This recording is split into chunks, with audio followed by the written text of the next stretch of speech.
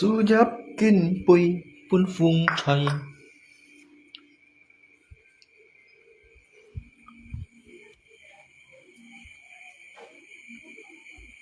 Trong hì loài ngà cái chén xoay, mộ chếp bảy liu loi.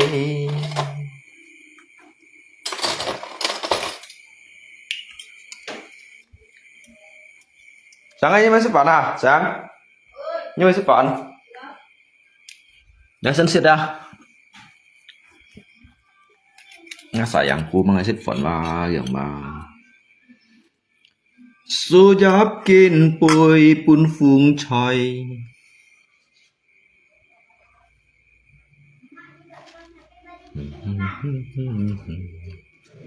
Xiong hì loài ngà cái chén xoay, mộ chếp bảy liu loi.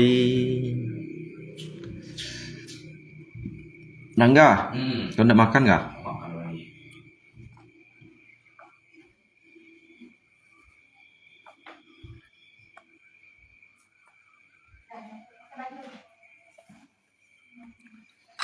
Apa tuh yang coklat-coklat tuh? Itu hati ikan, perutnya.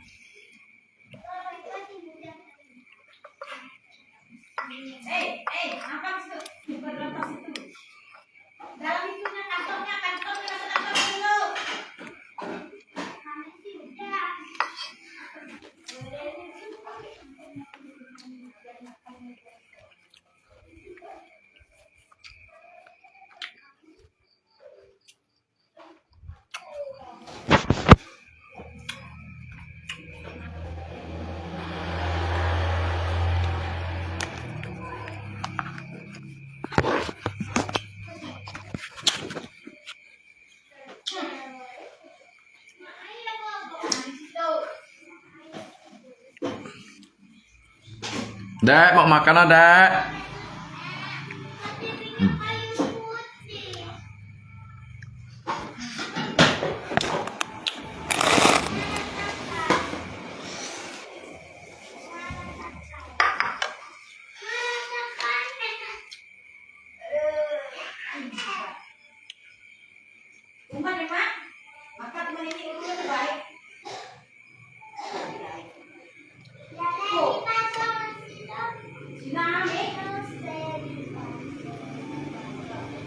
Nhưng mà mày xếp còn à?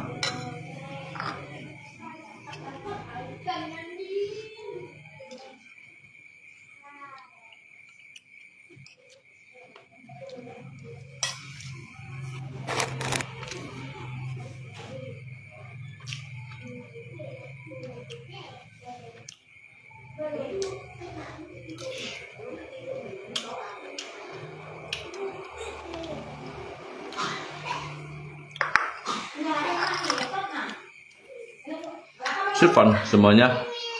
Haika.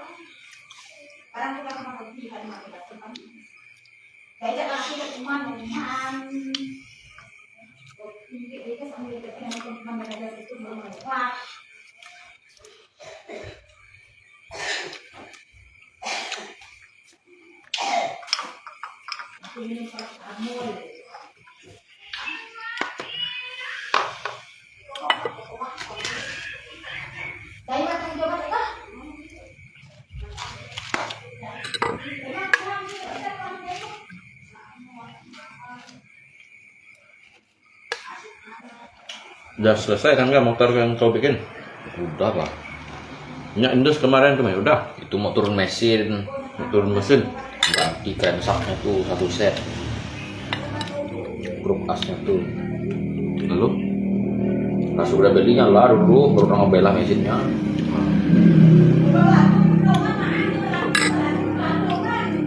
motor Pak Atian tuh, rusak apanya? Itu kemarin bocor kompresi mana hidup. Sekarang udah. Udah hidup. Besok rantar.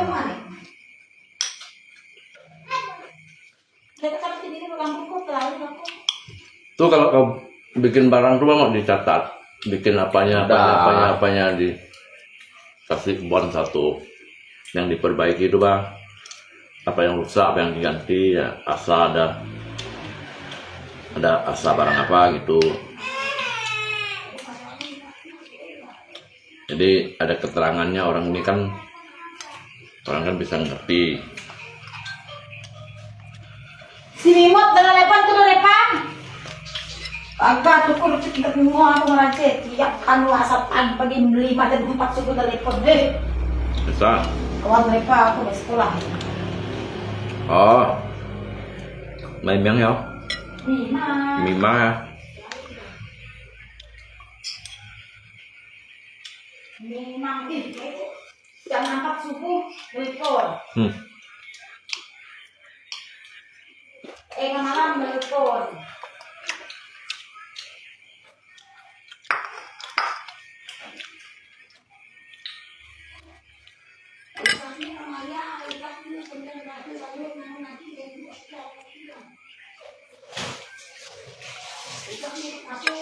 Gak ada yang mau makan yang kepayan.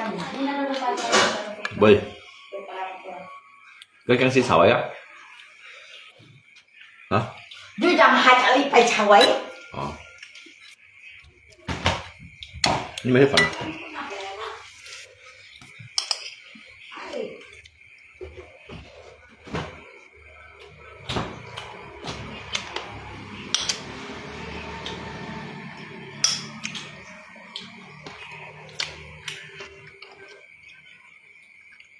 Aduh, mau mandi, bisa mandi, ada juga nih, kadang memang lah musim bagus dunia.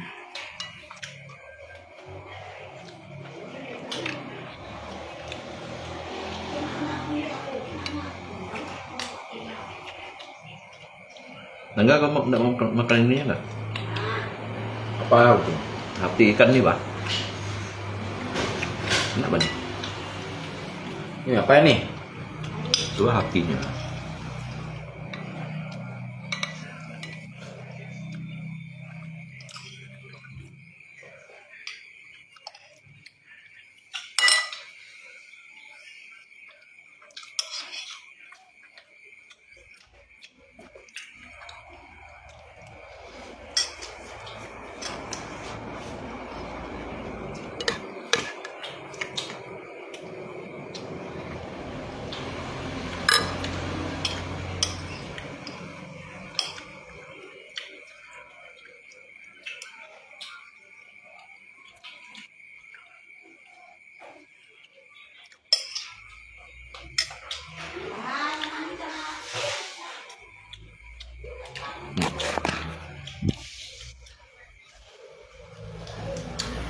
Apa ya?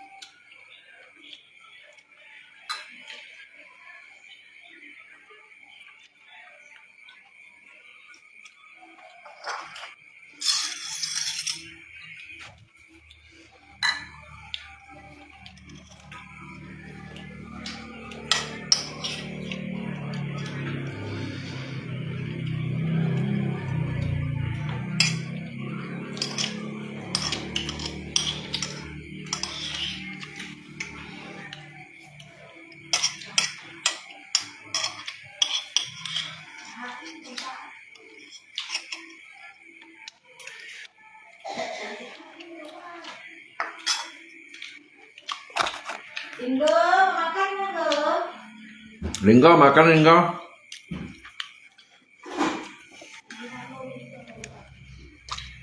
Đó, này pen.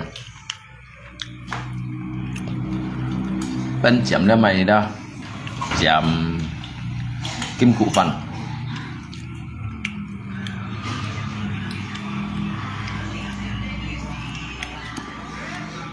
Bau buduk, ada nggak barang yang masak tuh? Boy. Ah, masih deh. Enak barang ya?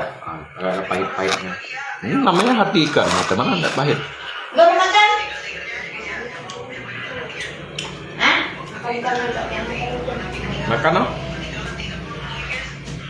Kenapa ini musik ni? Oh, Mama. Musik ni. Mana aku, Mak?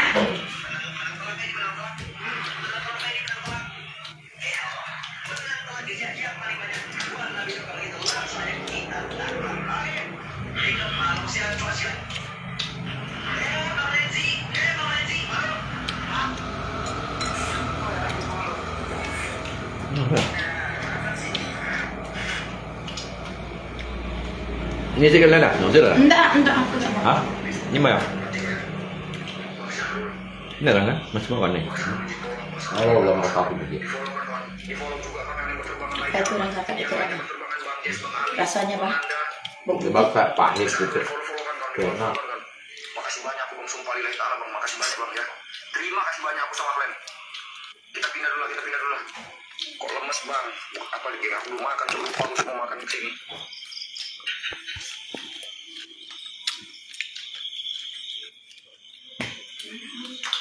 Sip phone kok.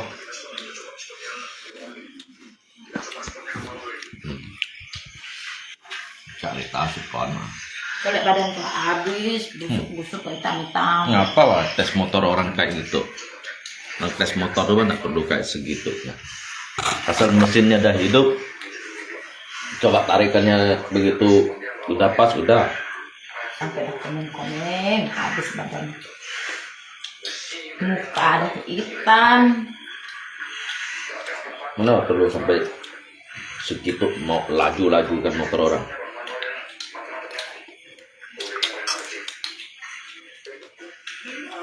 Kalau motor yang baru hidupan nggak boleh juga terlalu digas sampai Nenek bilang apa?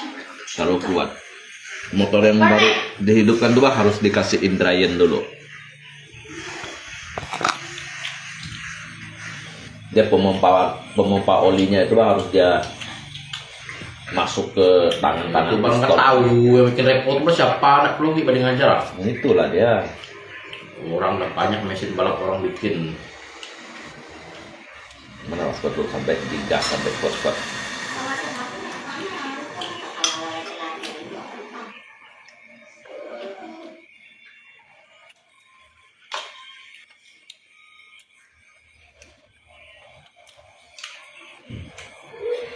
Kita tunggu lagi panang ketulang gara-gara kau suka mandi tak badan. Kan banyak kan yung kay Panu di omay ha. Kemarin bilang udah sembuh. Dia suka mandi basah-basah. Hay wa. Ngang chọn à. Tuần đều mố liệu điểm trung kìa. Dạ sẵn kiểu giống. Vô urusan.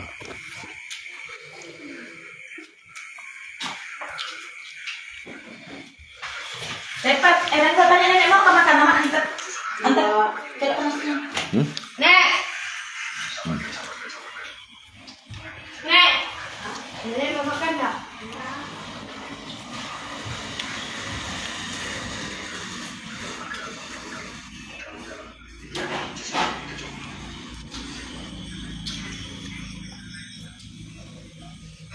Pun như đó sổ xí tụi mày xịt.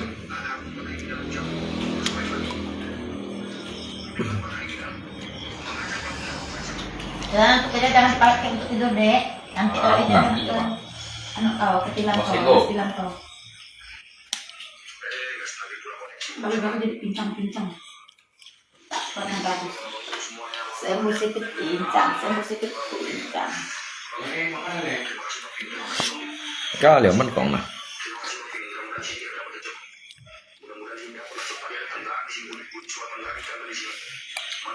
Nó xịt đấy nhưng mà xịt.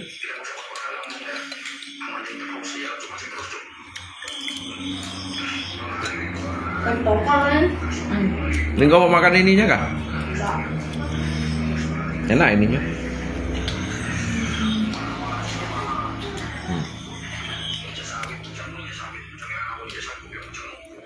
Nó lại pen à các bạn ạ. Này pen này bùn mèo. Bùn kim phụ phần. Kim Phụ Văn Thảo Chiếu Săn Treo Son Mì Chi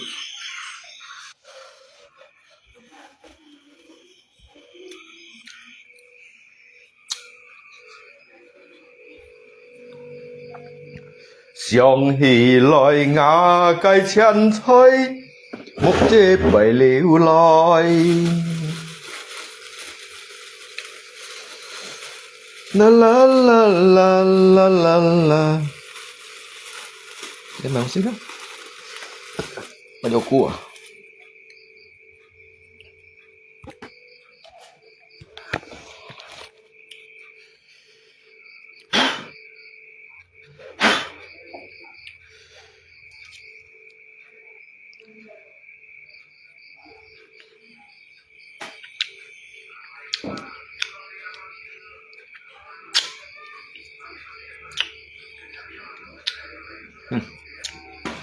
Ăn son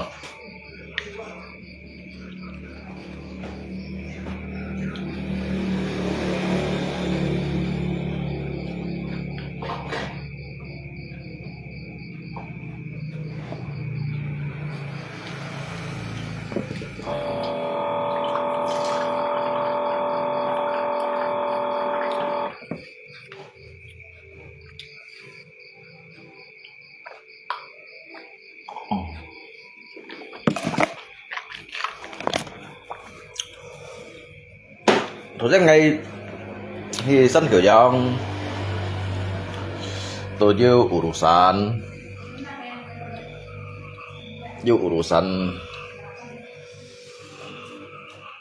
jadi jika menyelesaikan berbagai masalah yang ada lainnya jadi masalah sudah terselesaikan ya sudah.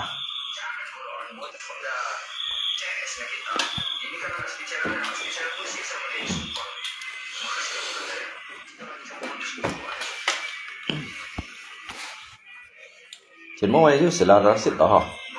Hả? Như vậy à?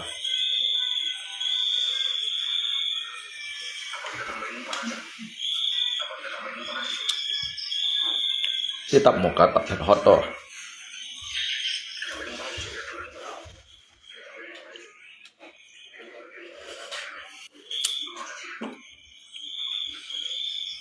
Si ba chỗ hẻm mà để hot. Yung vậy nhưng một khảo sát là những hi hang gì có hot wa daripada những cái wa. Cái chốt này gì? Chốt kiểu bị hot juga wa.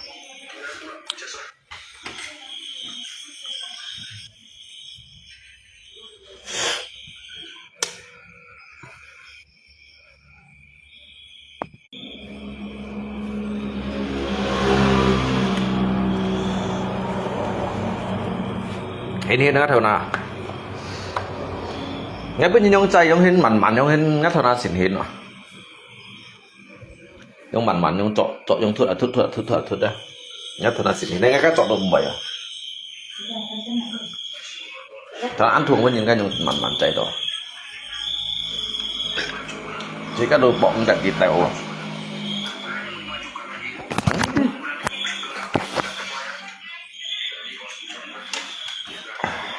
Maka bapak nggak pakai baju digoreng, dan dingin kayak mau mati. Mama ada mandi enggak? Enggak lagi.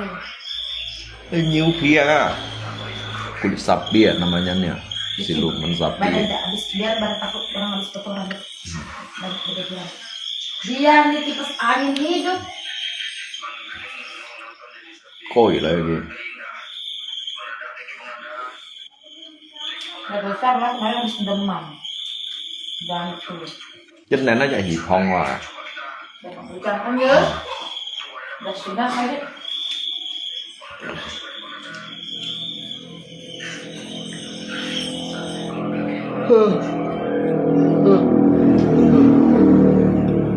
Dia nggak bisa ba kan gue balik nggak ikutan saya. cái xe cột nhân cái trong ai có hiểu quy này nó chỉ có đủ hiểu quy như này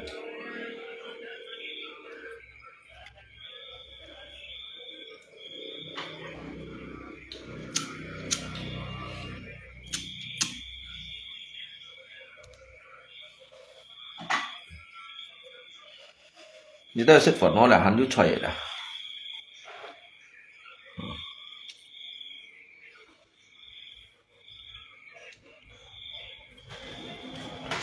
à cháu cái gì khẩn mà không lẽ à cái nhỏ cả nhà cả rít đá không ai chọn này xịt à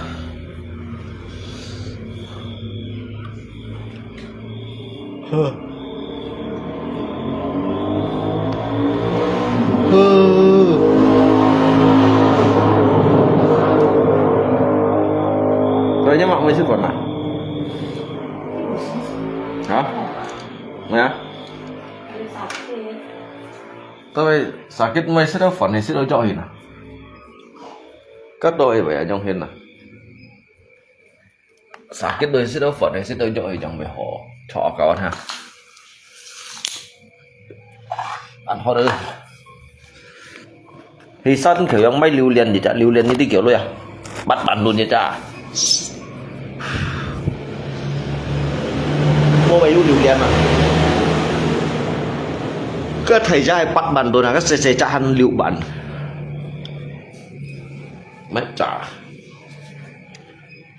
mấy chả lưu liền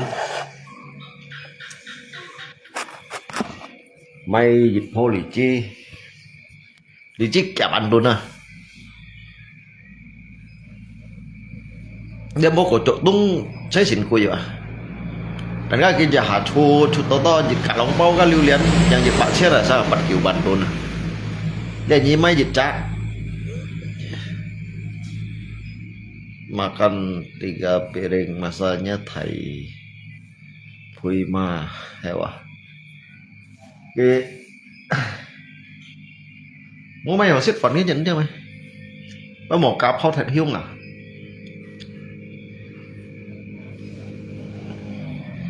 giờ các chỗ trai nhìn vào ăn mà nè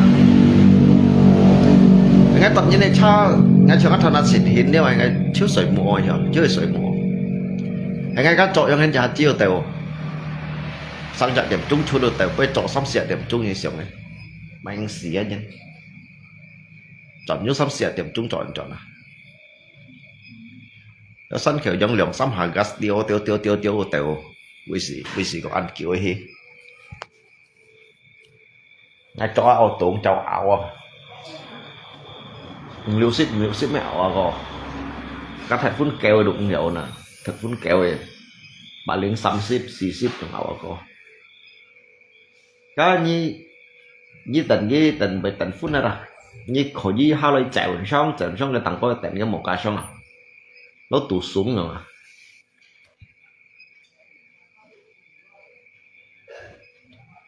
tại vậy sân kiểu giống tụi mua mày cầm cô lúa nó coi cái cầm chồng cái chồng xì thiếu cái chồng lấy cái con cái một cái cô dùng cái hắn mày dùng cái mày tiêm cái mày chồng xì thiếu cái chăng kiểu mày thấy tầm bà lại đây nhiều cái giống lúa ấy thế ngay thấy gì cái chồng à chỉ cái pen cái loại kêu lạc bụi à ngon mua nhiều về bằng cái clip cái bộ hai clip à cái thầy phơi với chỗ trai gì cầm giống hết cháu bị dịch nhắn á bạn ơi dịch nhắn mua cô lúa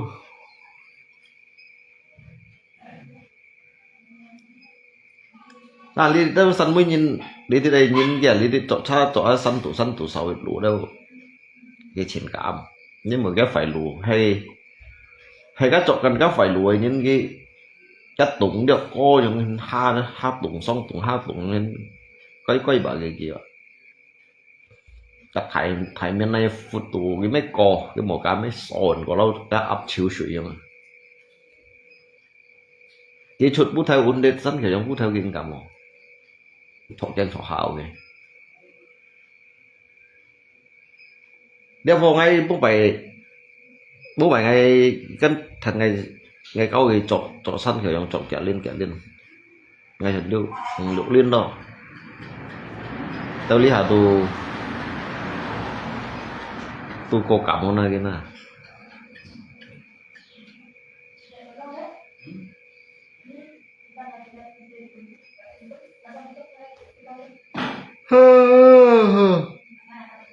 và lộ sủi là gì à cái sát tuổi sủi mua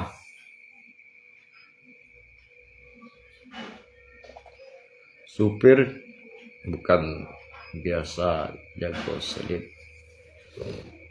Kim mê săn kiểu dòng nhìn ghi ba pun đi sẵn sẵn mới nhìn tapi ngày ông hên các nhìn các thua ở đấy thua lấy cái tiền nhận tết ngay làm xuống lọ thầy ngang này cái chút à hình ngay tại đi hạ xí nghề thế sao biết sao các bài hay các biển chân ăn to cha giả định các bài hay bạn thân chỉnh to cha trong nhận tít tụt trong hên ngay làm xuống lọ thầy ngang này cái chút à hình đang đang tại đi hạ xí nghề cái sao automatic cái sao bài thầy cái cô lúa kẹp bạn thông chắc là mua bổ sinh nhỉ cái làng không có ngay mua còn ở tận cái cha mua yang lấy còi các cha hàng này nó mới có cái về tiếp mày như tận cái tiếp nó hơn cái như tận cái bún như còi hơn cái hàng này cha chén phu đồ hàng này cha cái cậu tận gì cái cậu cái tiêm hàng lại tận gì mana mobil barunya luka mua cái như ngày cái sân kiểu do mua mấy cái truy sinh chuột để cha ngay kiểu mất truy sinh chuột để cái xăm em lăng này jadi mua siêu à giờ dư đó cái kẹp bạc theo à dư cái đó phiền gì cha小丽啊，點做你都便宜差。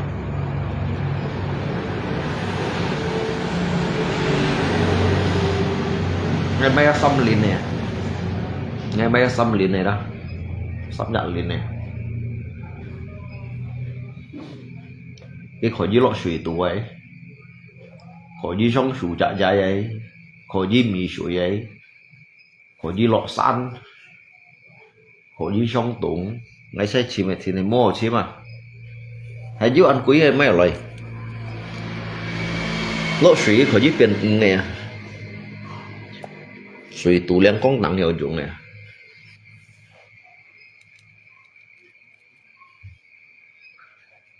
hết ơi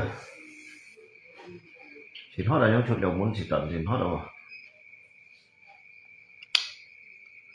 cả đàn chủ chơi à chủ hạt chơi thông ẩn bay nặng để sao cái xịt xịn to phần cái nhiệt độ xịt vô phần xịt lọc tắt vô nào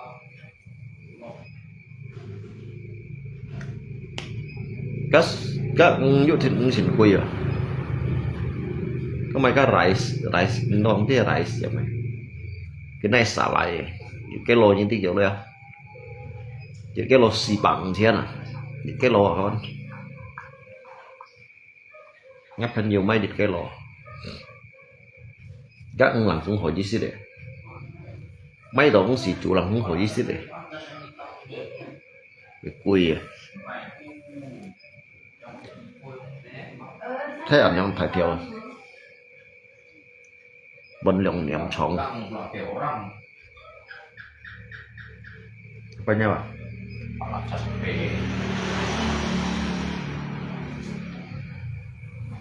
su giáp kinh phi cuốn phun trời ăn hết rồi sẽ mổ em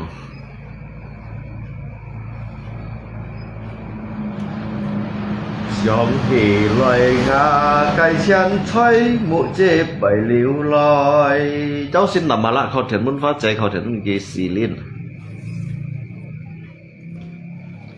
làm bà lại á khó thiện muốn phát chạy khó thiện xì liên phát chè ơi phát chè thì kỳ sang đâu à kỳ sang muốn gì muốn phát chè cái bà xe cái phát trẻ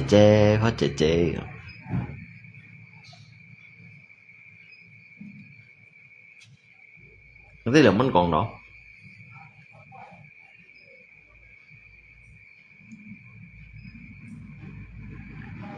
Mà cái thằng ấy hắn sẵn kiểu ngay cái yêu cái cho video cái làm thôi đó.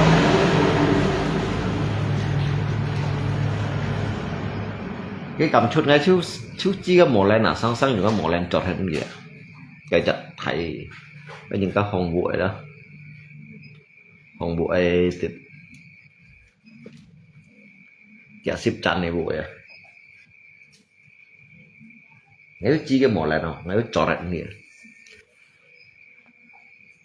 nhưng mà nhìn trọt đi à, trọt hết nghĩa trọt đây xi men tuổi à.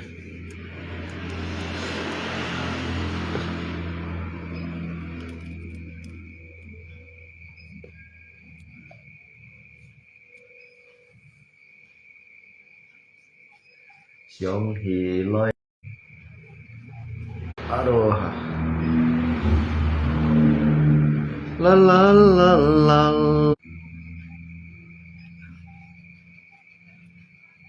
nếu còn nhớ thằng kia còn ai chim ngay không mà lên cái mê còn một cái nhá xì xì hả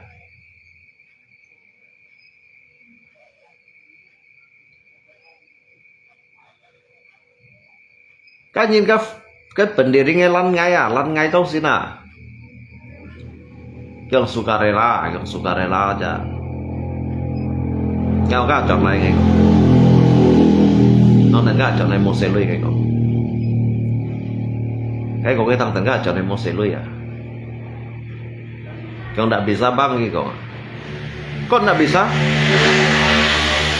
katanya kan sukarela sekarang saya belum punya uang kecil. Macam mana? Sebetulnya ini bukan tugas kalian, ini pak tugas PU kan. Ngair ya. Jangan macam-macam. Saya ini punya abang juga di sana nih kok. Nggak ngaju aku kayak tidak. Cilim dan loy luôn. Mới ăn hot rồi em hiểu rất chịu đến bây giờ. Thằng phun hot à? Nhân sinh thì nhộn mà rất chịu. Xích chịu ấy xin thì phít rồi nhớ xin thì nhọ như một phải thầu xích chịu à giờ như xin thì nhọ như xích chịu lọ xích đặt lọ đâu giờ đi chỉ các cái hầm đồ mà thì con clip đã khâu hiện cổ đó bị bật sao à như một bu xin hot như là một xích chịu à như xích chịu như bu xin phít rồi jika jika kan me chiu je, jika me chiu lo, jika me chiu kui, jika hanya peminum yang ada, peminum gak pemabuk sih beda wah, ngerti wah kawan. Jika peminum dah hanya menikmati minuman aja gitu. Jadi juga jika healthy, jika healthy wah. Đầu như tí nha xin thì hot như phân xích chịu giống đây bật như bác chỉ sạch chỉ các si mê trong cái dịch phù phụt như nó trong dịch phù phụt những cái xích chịu gì cái xích chịu bối minum 1 gelas mabuknya 1 RT minum 2 gelas mabuknya 1 kampung minum 3 gelas mabuknya 1 kabupaten ya. Thấy không? Tuần anh mới xích nó mua sòng xích chịu nhỉ, mua sòng rồi. Nhưng mà một cái cho hot hay đâu à? Cái một cái tuổi sợi một sợi kéo lên à? Xong ngay cả chọn trong lên, ngay bởi một chút dẹp, chọn chát đúng chọn thêm một chút dẹp à? Nhưng bởi như một chút hạt dẹp, cái chát xỉu như ảo đồ trong lên gì xí còn rồi, ảo nhiệt tích trong lên. Tôi phèn đi việc của hiểu hả các lũ sòng xem tôi nhìn thì mày chẳng xịt cao à thằng ấy thôi như này cha liệu sao mà gì ngay chiếu chỉ đầu水木đâu chiếu chiều một chút chỉ dẹp không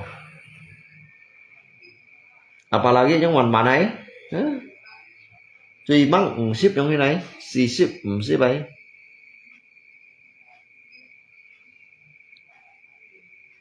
cái nhông hen hắn cô một chút sao không cái phu ngay bần tù này tự ngặt nguyên thì ngay cái sân kiểu do ngay tự xin kiểu tối thì ôn tự bần tù này ôn sợ ngôi nhà chưa tèo once on chọn ali tự la li thì chít chậm khoai cha cho cái kiểu chậm tèo on thì bần tù này chậm on chọn hắn thiên con hắn gọi gì cho đấy phân mảnh chẳng lý đâu nhến nhằm cái phân chọn này mảnh như hết các bên phần giả luôn hi tèo á thời gian hi tèo uống rồi bắt chết bắt tiệm khoai cha hi tèo uống đồ bốn ship nhì tiệm lăng sỏi dịch tiệm mò như xong ấy kiểu các ngày hi khun tiền về tôi chọn nó ngày li hi khun tiền trong sò ni khun tiền nó về tôi chọn nó gắn cái kiểu cái chú còn bộ danh leo cái chú còn hao lại ô nhậu leo cái chú còn phải bạc cung leo cái chú còn hình như chấm biệt lạ sủ đâu leo à đồ vậy khó á này cái xích rồi này tiêm mới còn bay chỗ mới còn bay tiêm rồi nha ngay tập ở chỉnh kịch gì mà đó ngày mới sợi mũ rồi tập ở kịch gì mà sợi mũ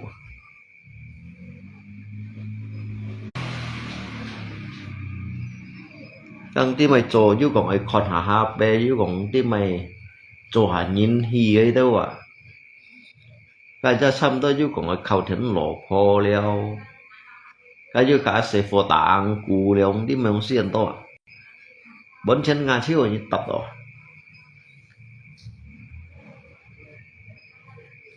cái tàu săn kiểu giống ai tận cái xí đâu à dan dia sisi yang hoji ko lu dah wah aduh ngai kon loi khong ah menyeberang lah apa buat takut ngai kong tabrak jak bang kau tunggukan mereka nyebrang habis sampai besok pak belum kau nyebrang jalan ini pas sampai besok pagi masih ada orang lewat masih ada orang jalan apa buat takut dia tabrak jak semuanya ki ngaciu ki langsung ko cái nhìn khí cha kia biểu hiểu còn tiêm này như giờ hạ cô cái người như vậy tiêm như cô như vậy tiêm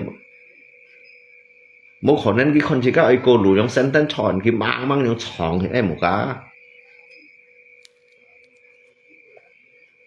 kalau dia memang tidak kelihatan mobil ini nyebrang nih dari sana dia tancap gas laju berarti dia itu matanya tuh buta dia tuh mau cari mati dia kan chim xì đâu các gọi theo cái mong các sân tân có thể chọn làng xuống piao cô đồ hồ à sân tân chọn đồ cô à sân tân chọn cô à dari 30 meter như ấy cô lú đi sân khơi sân tân khơi đậu như đồ lỏng xuống cô kia à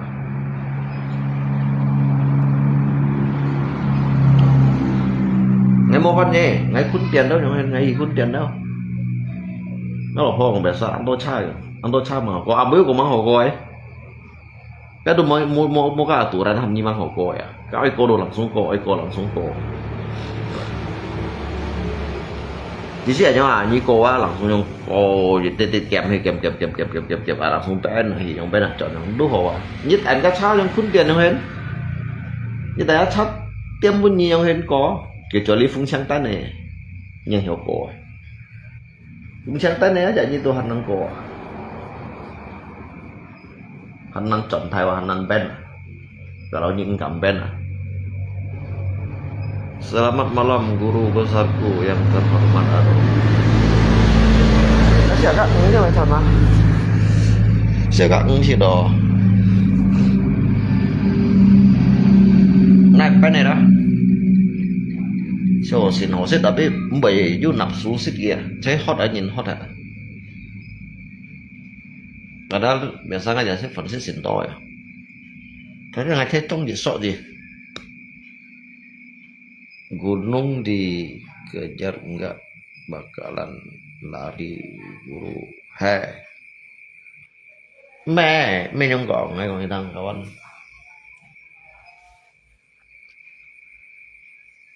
Dia wa gì sih yang ini? Jika wa mau cokeng coha dah.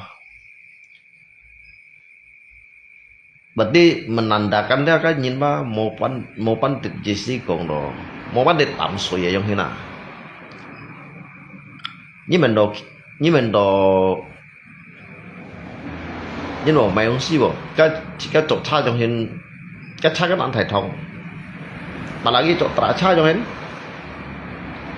cái gì ngầm có cái bài kêu nhất mong có bài kêu nhất cái tiếng đường đần để cho tầm suy đâu à nhưng mà vào sao nào à rồi chứ giờ sao kêu xa rồi kêu xa chỗ cha cái sân khều trong chỗ tới cái ngầm có ô tùng cái con cái ô tùng anh tình chăng các ngay situ gila ke Padang memsai jalan kelok dah. Trong Padang pun jalan kelok trong.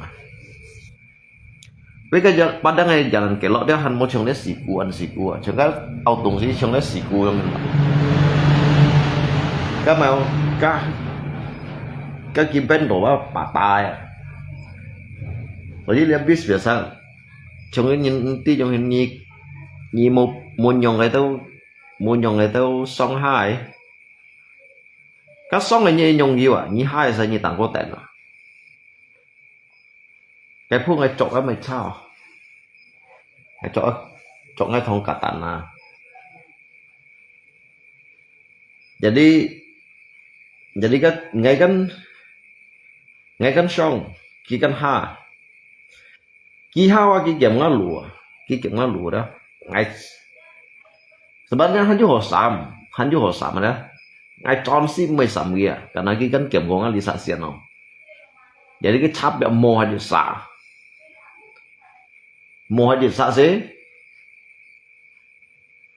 si ki si langsung tiêm cái khoai mun cái chuyện dạng này ngay xong đẳng có ngay mày tận cái xong cái mun ngay à đó như hiểu trộm sao mò kau tahu nak kamu bisa nak bawa mobil gitu kok ngay kalau saya tahu kok tapi bapak tahu nak aturannya ngay kok seharusnya bapak itu turun kalau saya naik bapak itu harus berhentinya di atas bukannya bapak itu langsung turun langsung mengambil jalan saya bapak itu tadi udah mengambil jalan saya kalau misalkan di sebelah situ beramnya tinggi kalau saya ngelakkan bapak, mobil saya terguling, siapa yang tanggung jawab? Padahal hay còn ngay hiểu sắm kia đó, cái cha juga không bị mồ đó, tapi ngay sengaja kan mới sắm ngay tại vì saya salah lewat. Nah, misalkan saya ngelakkan dari bapak ini, kemudian ban saya jatuh ke beram situ, mobil saya terguling, siapa yang tanggung jawab? Mungkin bapak itu langsung lanjut. Bapak ini tidak tahu aturan. Seharusnya kalau bapak itu di atas, saya ini kan dari klason dari bawah. Bapak itu harus tunggu, sabar. Kalau bagaimana kalau mobil saya ada muatan? Ini di dalam sini saya bawa anak-anak loh. Nggak dia, mau hoi. Ini cầm tangai mò. Ini cầm tangai mò. Ini tangai nó luôn kem khẩu như à.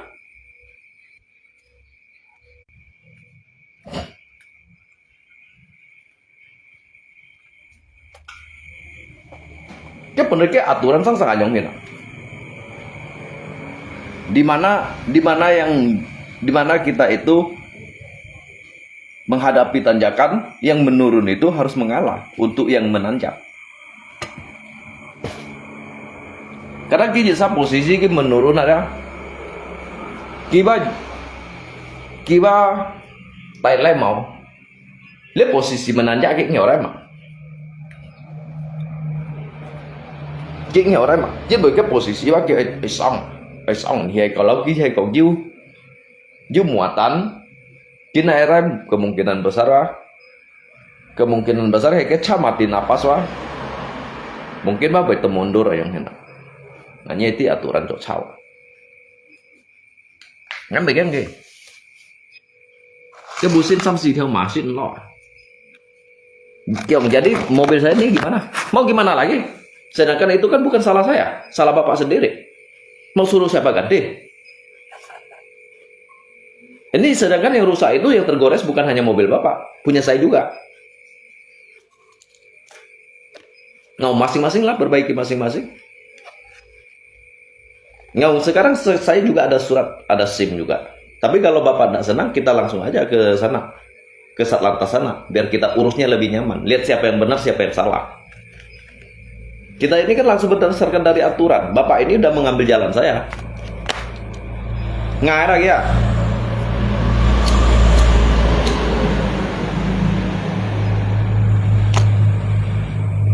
Kan ini mau aturan Satlantas di ujung. Apalagi ke musim. STNK mah yang siu mau, kamu nanti bisa mulai cha.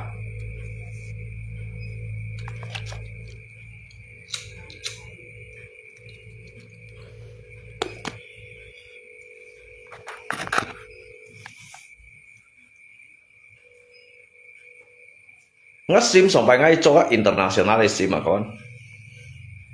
Bông bậy đó, cuma ăn củi theo lăng. Mấy cậu xeo á, ngay mấy cái nhích của cậu xeo xeo. International này đó,全世界可以做呀。ngay Malaysia可以做差，去台灣可以做差，去每個人可以做差。Kalau untuk世界用呀. Cuma ăn củi ngay mọi. Jadi ngay cho các biasa ya. Ini cerita SIM cho cái dịch trong đồ họ. Cho SIM cho dịch trong đồ họ dia berlaku untuk semuanya.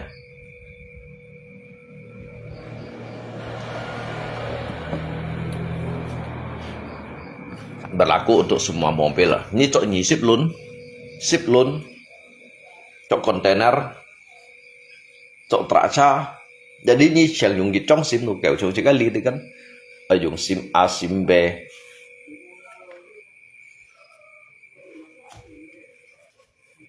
Itu kayak dòng SIM, traca ju traca, secha ju secha, mofit ju mofit đấy trong này. Tapi rồi trong các international là mai cha như tôi khỏi chọn.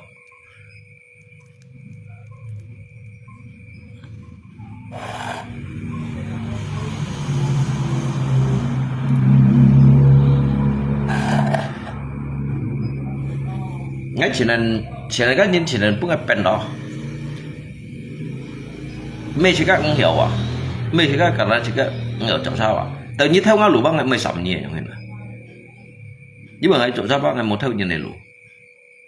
Ngày chọn ngay garis, ngày một chút cô những cái lũ. Từ cái những cô ngay lũ đó ngày 16 ngày không hiểu sắm nhiều à? Ở chọn á là không chọn nó hiểu. Ở chọn á là không chọn xí yêu đó. Chọn cái cả bên theo miền chiêu giống đó. Nhưng ngày chỉ đồ cô nhận theo giống thế nào. Ngày mua còn sắm nhỉ, dưới tới những cái gì chọn. Còn như theo xe kiểu chỉ này sắm. Còn nó chú cô lũ cái này sắm xuống mấy cái một cái trùng hết. Có liệu cái một cái dụ ta biển hết. Ngay mua càng cái như sắm à. Ngay chọn xí chiêu cái eo chiêu loại bạc tuổi à. Lại chọn hiện chú ấy xí đó. Ngay xí cái nhận đúng ngay chọn những cái chú. Xí xếp lăng cái lọ. Xí xếp lăng cái lọ.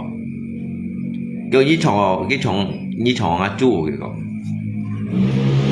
Ý xí còn ngay chọn cái chú à. Kiểu ngay chọn cái chú à. Nggak ya? Memang Pak. Memang saya yang tabraknya.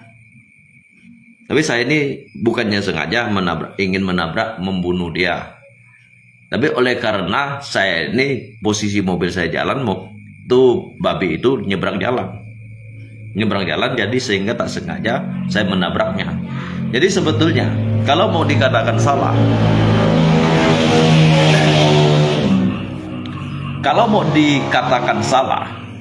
saya ini sama sekali tidak bersalah. Dikarenakan apa? Ini jalan umum Pak. Ini jalan umum, saya mau pulang ke Bengkayang. Dan juga bapak ini yang mempunyai piaraan ini seharusnya di kandang, bukannya dibiarkan berkeliaran. Contohnya banyak orang yang mati karena binatang-binatang ini. Kalau misalkan orang yang mati itu, mungkin bapak ini tidak akan pernah mengaku bahwasanya itu adalah babinya bapak. Bapak tidak percayakah? Kalau ini sekarang bapak ini dalam posisinya salah. Kalau bapak tidak percaya, kita langsung aja ke kantor polisi biar lebih enak kita ngobrolnya. Jadi kalau kita ngobrol di sini nanti orang tersangka kita ini bertengkar berkelahi. Jadi semua ini ada hukumnya, Pak. Kalaupun di dalam hukum adat pun begitu bunyinya. Ngahara, kita coba ngangkong lah ya, angkat ya, tak apa. Ini punya kita. Kau jangan gitu, gitu. Kau jangan gitu dah. Kalau udah mati enggak apa gitu, Pak. Tapi jangan diambil. Udahlah, enggak apa, kasih dia aja. Umpamakan kalau saya pakai motor bagaimana, Pak? Kalau saya pakai motor ataupun orang lain pakai motor, kemudian dia tabrak babi ini, motornya hancur dan juga orangnya mati. Bapak ini pernah enggak mengakui bahwasanya ini adalah babi bapak? Dikarenakan babi bapak ini kan masih hidup, masih bisa lari. Pasti bapak ini tidak menghiraukan, tidak mengakui. Kalaupun di depan mata bapak, bapak itu tidak akan pernah mengaku bahwasanya ini adalah piaraan bapak. Oleh karena orang itu sudah mati. Bapak itu pasti begitu. Jadi pun ngay cổng đó vô lộ một hạt kìa. Ngài đó. Như cũng bây Yuli và như Molly mà nó hiểu. Như bây nhân phạ xa xỉ à. Các game như phoi đồ. Phoi đồ các game như adat như lô. Adat các cái chú ta kiểm trần đi thông đâu ạ. Cái chồng như này, chú chồng như này kéo với chồng chiêu à. Đi theo lũ đây ở sáng ngay con nhúc kéo em hết lũ xuân này đến ở đâu cái cậu asa ngay chiều đi hành điếu sang 20 meter yang hết ngay phân cá chiều phân điều mang đi ra phải chồng xì à.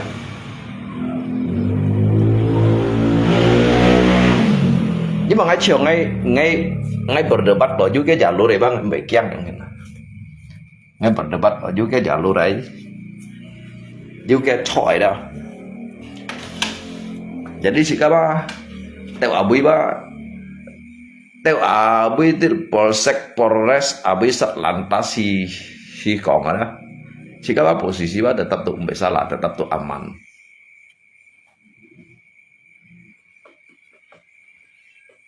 Cho xong bài ngay chồng đồ các kiểu liền theo và langsung chọc phút xỉ. Anak caranya pun nggak demikian himat mereshit. Jadi chồng chú nhịp lăng cái lòi chồng chú kẹo lên.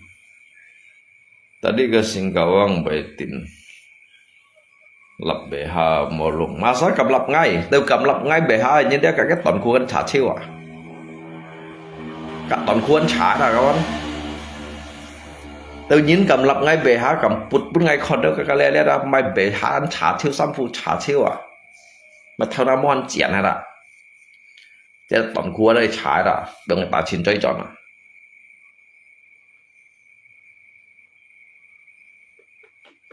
và lagi hay còn lấy tiểu à lấy tiểu tôi lấy á nhí cái không ngay thì tiểu hả nhí không ngay thì tiểu à cái tiểu tôi tiểu lấy á phải biết tiểu, sắm cha lụi tiểu, xí cha lụi cũng cha lụi tiểu.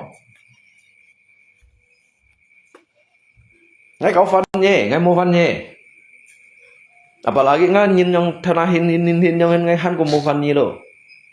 Apalagi kau. Kau lấy tiểu trong thế nào?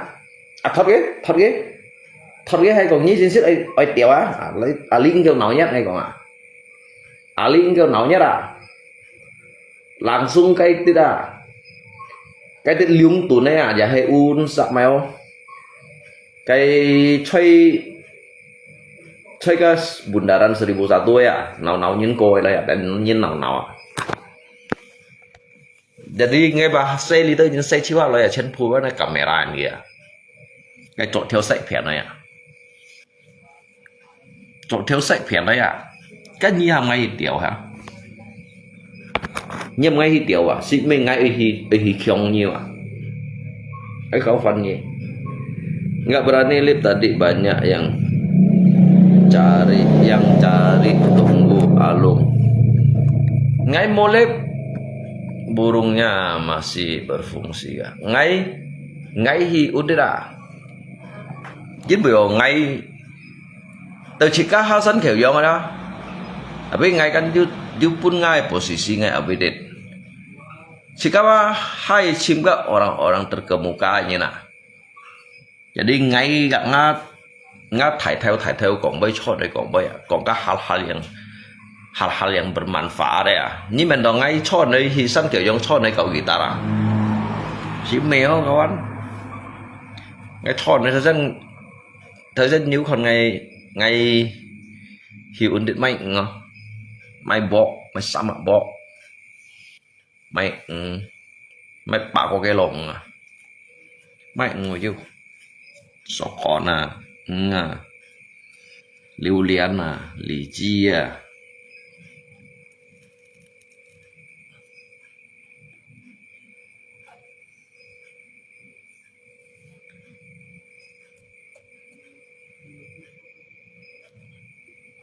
kau siapa mau nyimen dong kawan, burungnya masih fungsi. Bây giờ mau fungsi liut mày. Từ chỉ các cầm phân nặng tăng rồi trở bật đi chứ fungsi lo. Các cầm dịch như tiểu âm dịch trả tiểu con này. Cầm dịch như là đó tiểu đâu ao à, dịch trả tiểu con tận kia đó sao hi chẳng à. Chẳng nhớ sao lọt video sao mới lọt video. Nhớ sao lọt cho pan theo sao mới cho pan theo, ở lọt YouTube sao mới lọt YouTube vậy à. Thấy đó, hay cái những cầm nền tăng đồ ngay không thế nào? Cái nền tăng đồ ngay ở đó, ngay cho hấp nghi còn đâu à? Đang xuống mấy toàn khu mỗi tụ thoát đâu tụ chả thiếu à? Tụ chả đấy các bạn. Mấy khu nào hắn này bui à? Mấy khu nào hắn này bui chạy và mấy lo liền ô chiêu à? Mấy chóng khu tụ chả, mấy chả thiếu hay lời à? À bà nói gì chọn khốn? Chọn kêu hắn có coi đủ hả? À lagi chọn các yang ini mặt xăm đâu yang ini.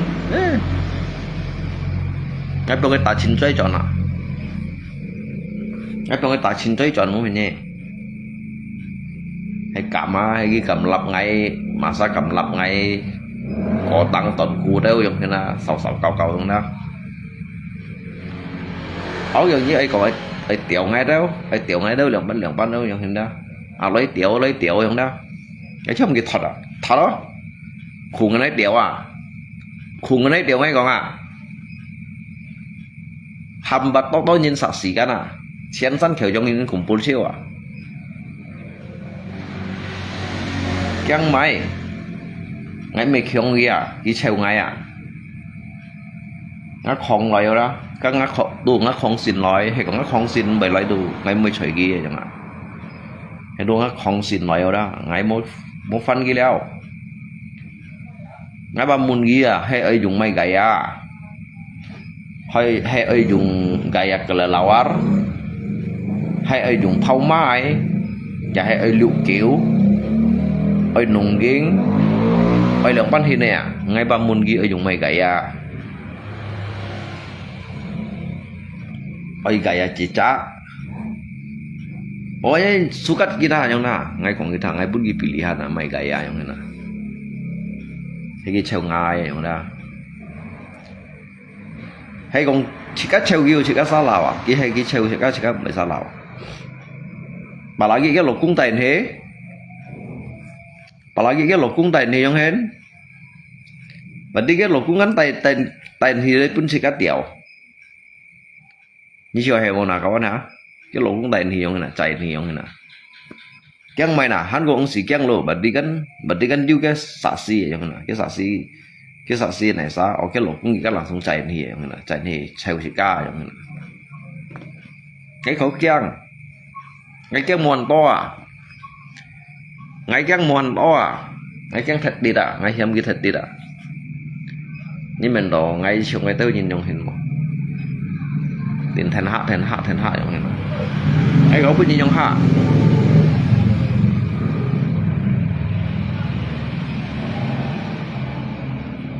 ngay có bên nhìn nhung hình bên nhìn nhung hạ bên nhìn nhung gặp nhung hình cái thật nhung hình thật sáng đây nhung hình ngay lắng cái thật chiêu à trả chiêu à tụ trả đấy à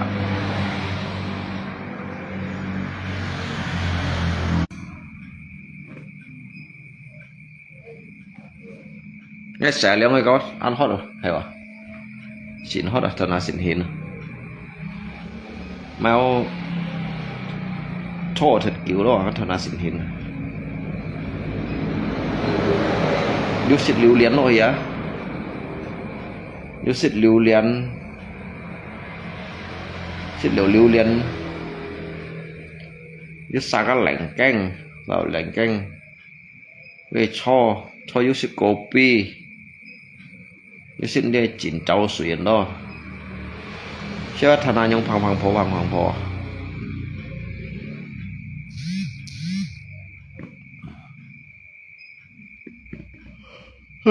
cưa hai mà cưa lihat itu gaya kapal selam bisa kah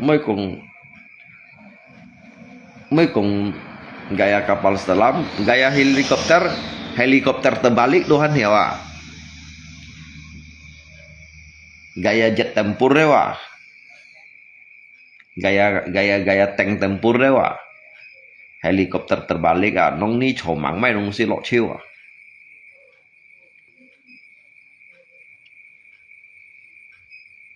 mày hắn như mày gaya kapal rusak đâu hắn như à gaya motor butut đâu hắn như à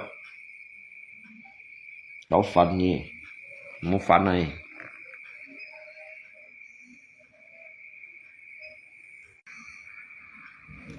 ngay fan nhỉ nó lột hôi thằng này thằng nào chỉnh mình theo cả cho sayang hả cái nhìn theo à cái Mexica chơi à cái chơi gì cả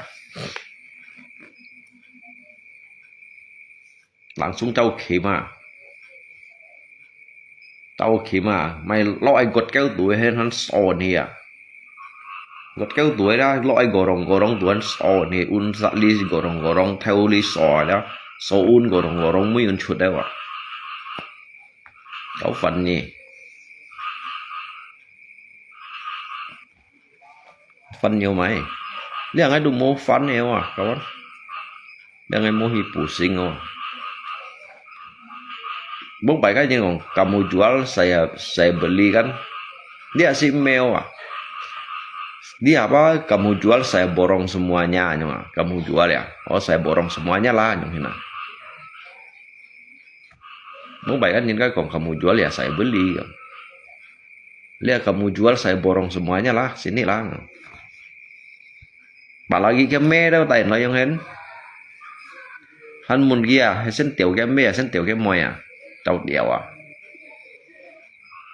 cái mê cái mồi cái phò cái cung à ai thiếu lại à muốn phụ sinh ai đi hả ngay muốn phụ sinh không con nhiều phụ sinh không à muốn bài sĩ hiểu phụ sinh đi hằng nhiều không có xin hỏi rồi ngay cái xin khéo cho cái mạnh ngày buổi ai hi un sa ê à lùng trên nhỉ ơi nhỉ như un sa ha ơi lùng trên nhỉ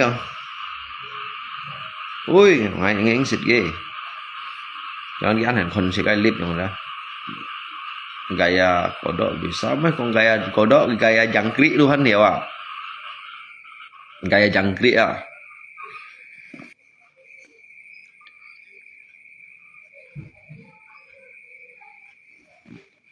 gaya ban meletus đấy wa mai không xí mai gaya lọ chiêu à nhau sò hay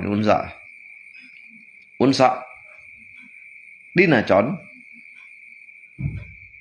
dưới ở phân phối như thế luôn có kìa sẽ luôn có nó mày sao ngay xin mong cái mong hàng chấm mới chạy kìa hàng như hàng ôn chạm bác xã kìa cái xin kêu bác xã đó cái hàng chiêu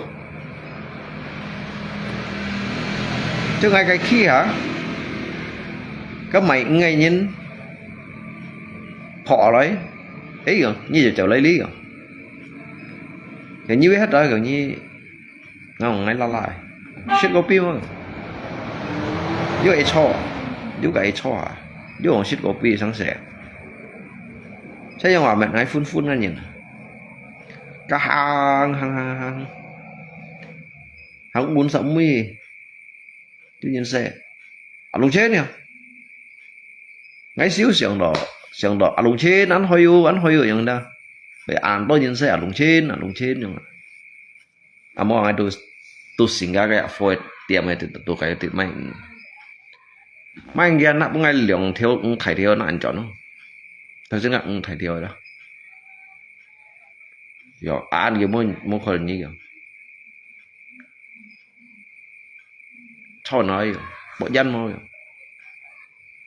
nó mày mà thằng nào chỉnh hiện này kiểu hiện mày hay là ngay cho ăn kiểu ăn phun thằng nào ăn phun ăn hiện không cái mày hiện ghi kiểu sẽ là sủi vậy cái nãy vậy tôi đã qua sủi xịt bọn dân này na kiểu cái bọn theo cái sản phẩm nào bọn là cái dân tụi cái may cay may không xí may chiêu may liệu màu game kia cũng nhìn kèm nhóm thiếu cũng muốn gheo cái muốn ngày gì xìa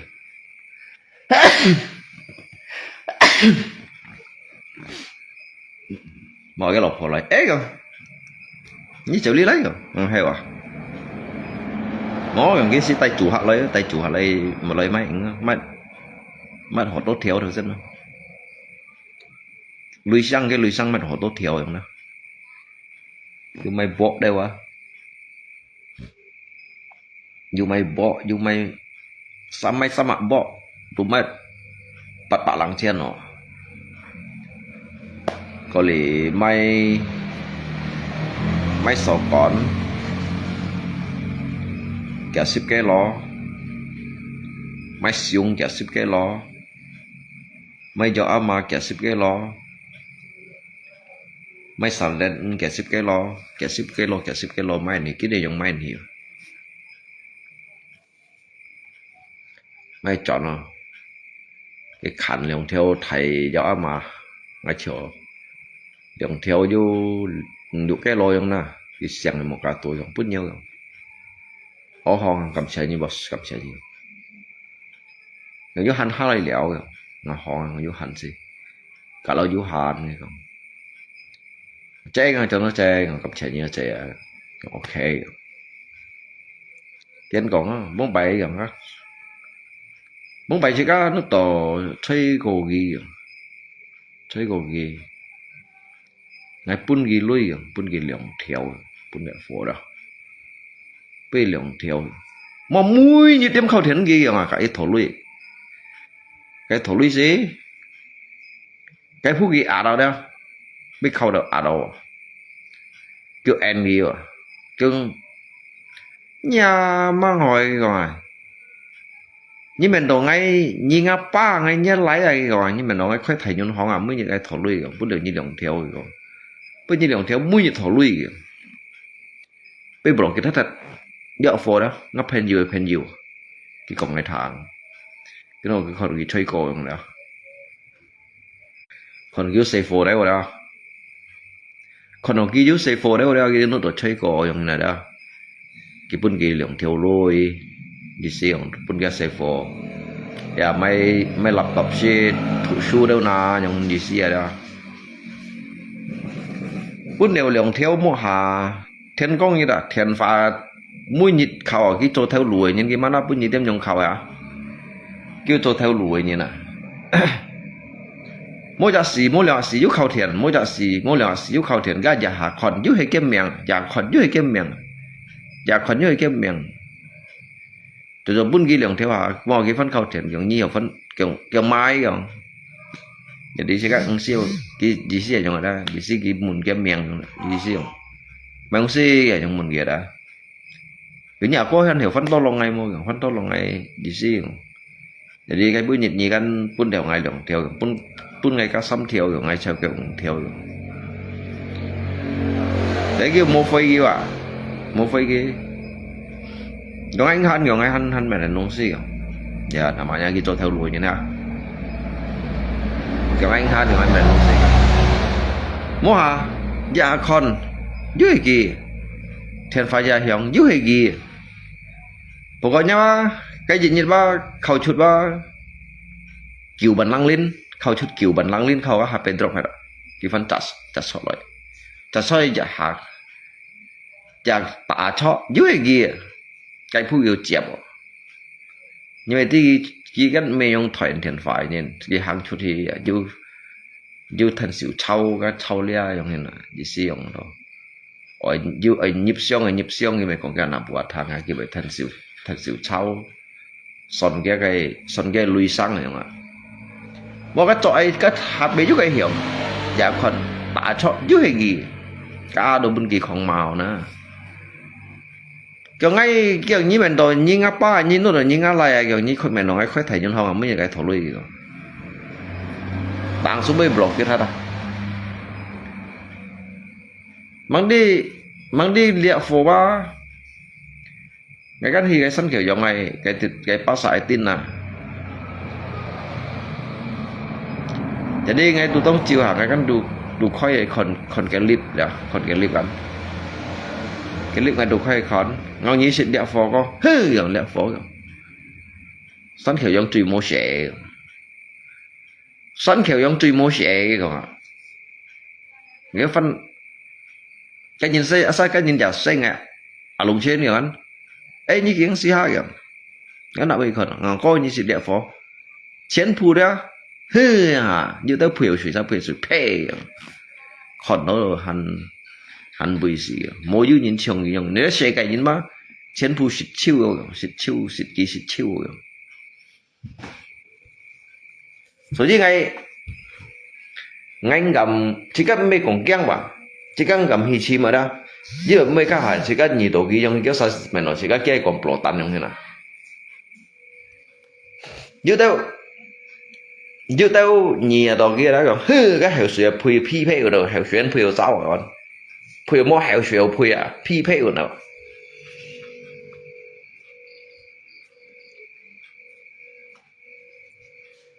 dạ muốn cái chả bác chân hình mình theo mình nó còn chết cháu cái na con phết dọn này na còn chết cháu cái na con phết dọn này cái đâu còn nào ai ô cái một con kia à đồ cái cá sĩ bề mặt bu như nữa kìa bề mặt bu nhìn một con kia một này con ní con kia kìa ní chỗ sa bẩn phì nung kìa ní xe đó sa bẩn phì nung mà ca sa bẩn nhiều xí kìa ca mèo để tôi sân khởi ông nhìn còn ở đâu nhưng sân khởi ông chứ dạng một việc một công trò cho còn dưới vậy kìa cái mèo ôn sa cái mèo ngay hoàn thành lì còn nữa mà ăn sáu cung nhìn người như chỉ ăn tô cung nhìn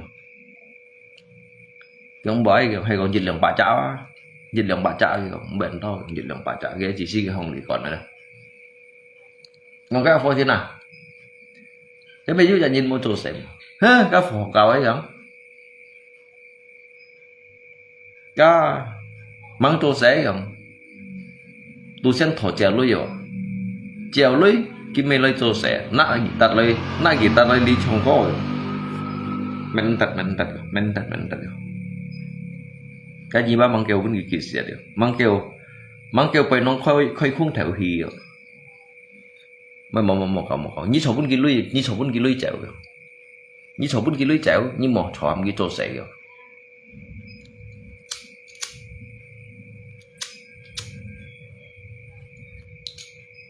như số bốn cái lưới chèo đó masuk kamu tanpa bilang ki siapa lupa aja ke rumah lah kau mau minum kopi mau kasan khởi dòng kopi tiệm từ năm hai ra sân kiểu dông kopi tiệm ba phù hạt con các sĩ các liệu bắn xì những cái buổi sẽ kopi các sĩ các gì những cái buổi sẽ kopi những đi khẳng liệu xì bút đã khẳng liệu phí xì cái chú cậu chung kopi một sẽ xì mong mày là chơi với xì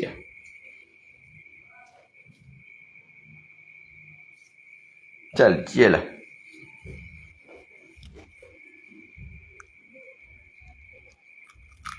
đây là chi chính quỷ àจิตพ่อว่าแกบันดน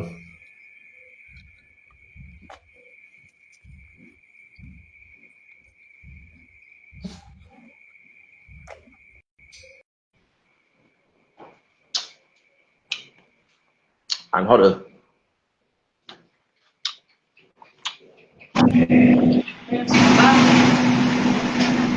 ไปสังเกตเฮ้ยCháu xin gì cái phê nhục tiềm năng thì phải còn chút cố pi không? à bây thôi bây giờ Thì ở bên nghe mua mình kia cháu xin chỗ chỗ ấy còn cái phê nhục chỗ chỗ cái lắp phải còn chút cố pi không? à Liên kiểu không xin mua buộc không mua cố pi ở xin mình luôn bông phải còn ấy xin đâu? à cấp vì cần được đó để sao vì cần lúc mấy ở trong đấy vậy tụ sĩ kim mấy ở cái shit Nhỏ ban họ rồi đó chỉ có chơi đi chín đi đó họ rồi chút pi thì còn đã chơi nhong leo bữa là cái lăn xi nhìn đó tụ sĩ kia đó rồi luôn bông chút phòn này. shit mày Thế vô chút phòn đó mà thì theo đó mà chỉ là cả loại cái chạy sang đó chú biết chịu đấy mà. hay còn mỗi những con mày mang theo cái tủ loi cái phải theo vô trùng ra giúp phát thông nó vô đầy trận đấy à cô pi phát thông đâu cô pi phát thông mà vô đầy trận à hay còn như tay vô xình bao vô mày vô cầu chân đâu hả Mình luôn có như hiểu còn cái lăn xí của luôn có như cậu theo ai bút như 200 ngay cũng hiểu các hầm phi chỉ có là hồi lương bóng đấy à hồi lương bóng à muốn cầm mà phơi gì có không cầm mà cái kén tiền đề mua hồi lương bóng mình cầm mấy kia đều xin muốn hồi lương bóng gì cầm không hay hồi lương bóng vô tí được bán hầm tổ lăn xi như này khổ xí hay cái còn cái đó thì tao đây không phải còn cái lăn xí nhẹ của nhưng mà còn cái như cái đó để mua mày nè nếu bị phẩm mày mang cái bị phẩm chính phủ á bồi là ngay ra cầm còn à cái tông cầm còn hay còn như chị như nhiều còn quá như chị còn bên đi đâu nhìn thẳng em giờ bán còn giờ bán tay vào chủ bán cái giờ mà lăn xí nhìn cái này em giờ còn cái cũ à ở những học rồi cái mài cái họ cái mà mày học một cái cổng của ai như không có công nhân kiểu khi nào luôn nè sau cái tao lăn xí nhìn ra ở thành ngay chỗ đó tao tập nghe lim mai đây một gì đó này cho đây xí men tuổi như không có công nhân tao hồn miệng là của như chỗ này xịt xả đấyว่าcái thay đổi ngay nè cho đây bộ da xịt xả cho ra cho liệu như con nè này nè tapi kan ngay chỗ sang ngay xiển có lăn xí ngay mới á tao tập phải sân giải á nghe mình liên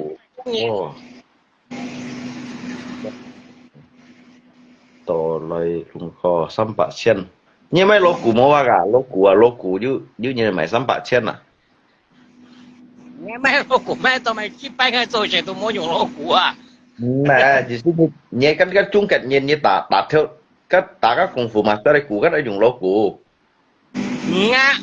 nghe lấy chuyện này buổi tả lô cũ bao nhiêu siêu nhẹ bằng nhá hầm cũng nhân số sẽ dùng lô cũ tả này hay na có semangat aja sih có semangat à nhé cổ đeo tôi dùng lô cũ à nhé lô cũ giờ hạ hiện á xịt phần này lô cũ à chứ bể đào à hiếu xịt lô cũ chứ bể đào không à bộ dân lô cũ chứ bể đào không à cái cổ đeo dùng cổ đeo các phiên nhím không ai nói 300 này cái lần xí nhìn nè ở thành nga công nhìn họ như cái công nhìn nè xí cao tay xí mày cái tan sao phải cho à xí nhìn bà xí nhìn khá xí nhìn tốt xí nhìn mà cái tan sao phải cho như tao lần xí nhìn nè ở thành nga công nhìn họ Aban sih nak aban. Aban sih nak aban abana. Oh, aban himdan aban. Aban này, aban mau tiền cái mấy pan số bà mi做成cái狗要做嘢啊？ Aban cái sao nhật cái phân liệu nhiệt theo còn tại nó kiểu phân kia kiểu như kiểu cụt ngẳng rồi à. Nhí em mang nhá nhí cả phân kia nhí cả aban. Cái aban này, aban này cái xong chỉ bà chơi còn với ai thì tôi còn chỗ nào?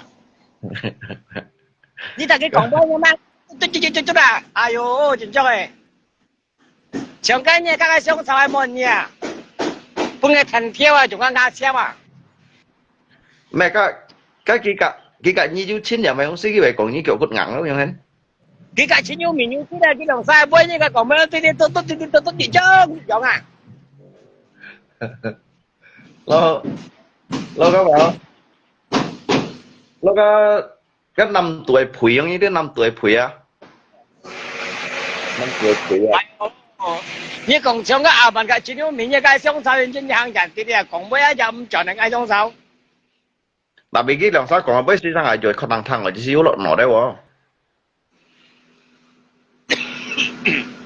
叫落來你佢只要明做係辛苦咯，個時羅辛苦樣樣，條正係冇佢最辛苦。 Là đi lim dữ chân cái xong rồi cái sọt nhiều à.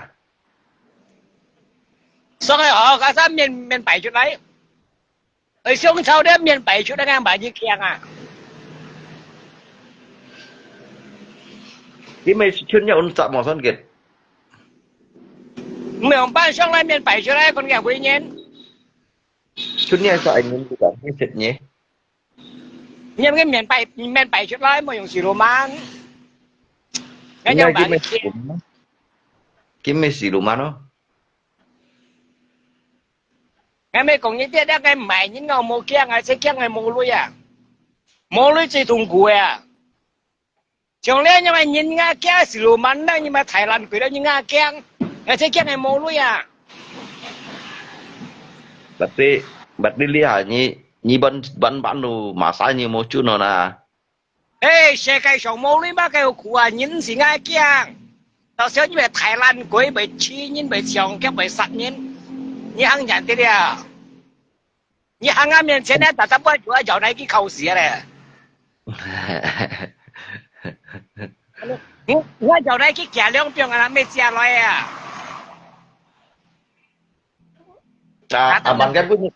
Bạn cái bữa giờ như hướng kiểu lại cái chúng cái nhìn đã xíu chọn gọi như ngà Như cái contract kiểu ship nhân mua mà phải siêu chọn cái contract xăm ship nhân à. 30 nhân. Yeah. Cái mày做到蝕咗做，蝕翻出聲咗做。做到ngay時做唔超那，驚喺做三 ship，驚喺做三 ship 唔歲話，加三 ship 應該6 ship 唔歲啊，6 ship 唔歲啱啱嚟做工喺辦事路仔啊有四腳咯。唔係，你用做蝕啦，你分出個聲咗做啊。咁我家負責叫三 ship 人做唔超啊。香港阿姐計女幣啊路樣，你貨買啦，翻香港阿姐女幣啊路樣啊。哦，佢冚淡白啦，就啲就呢啲คน沙啦，人都嗱嘅。Cái係咩心結嘅？要人冇人ấy？冇人啊，咯。冇人ấy hả? Các ngài tí như đồ dù chung kết nhìn cái tiết tổ hành bộ hành như này. Mà cái chung kết nhìn mà cái nhìn dù bộ ngay à, mà cái để xem thùng đâu bông thùng đâu à. Như chị nói à, mấy không gì à. Nghe môn nha đó, như đó sắc ăn đó, như lời đều lý đó. Tính cả cũng như chị sai chứ tôi hiểu chuyện đó, như chị bên đây một nghe. Nghe môn nha, như chị nói. Bật đi các bạn hút mình đâu các mẹ hành mang nhất tôi xỉu xí còn đó sức à cái sao thế à? À sao bộ cậu nhá này sao cầm lấy sim ngay đây chú lấy là tao mua chọn à? À, sao liệt rất tuyệt. Sao phụt gói chim à? Ngay lim liệt. À ngay lim xịn kìa. nhưng mà ngã cũng nghe sắp mình theo ngã cũ là nó lội cho em thấy như cầm nói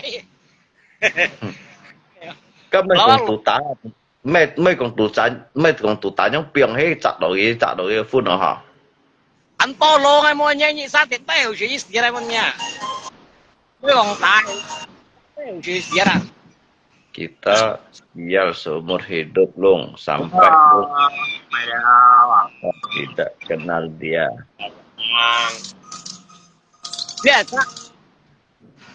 Lihat sao thế qua Này, cái mày trúng chiếu bản này à? Mày miệng heo anh kia cái miệng heo. à mốt tiếng xuống này phân rồi Này có mày trúng chiếu bản này à? Mày trúng chiếu bản này à? à sen qua À hay à, cái hùa. Anh kia cái miệng. mày đây không này à Hayว่าเส้นวัวเส้นวัวงั้นไม่ก็ยิ่งไป中間白嘅嘛